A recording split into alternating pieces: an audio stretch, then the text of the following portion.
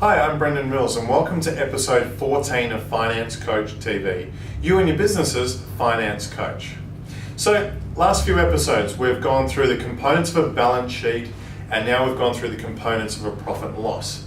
Now, before we throw ourselves knee deep into analysing some profit and loss statements and all that exciting stuff to learn about how we can improve our business and what they say about our business, we need to get a few core understandings, set in stone before we move to that next stage. Now, the example I use is weight loss.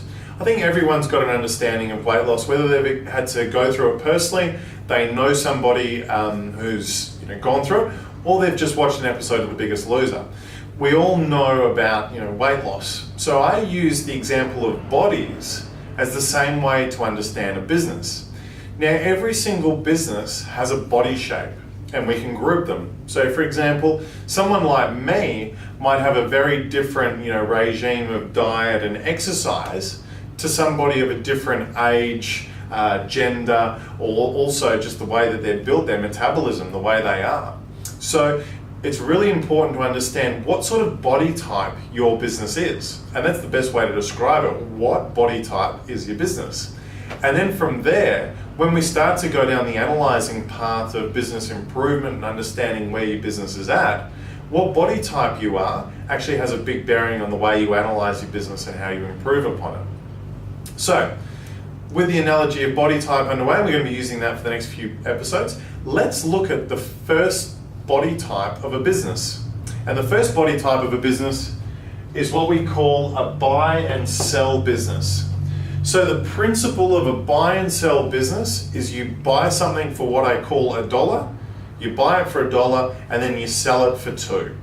So you're not necessarily doing anything to change the item, you're purchasing it from somebody and then you're selling it to another consumer. So let's go through a couple of examples of what would be a buy and sell business. And they're pretty common type examples.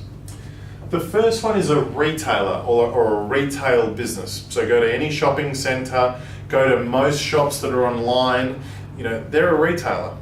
Whether they're bricks and mortar, whether they're physical or icons on a screen, they're a retail store.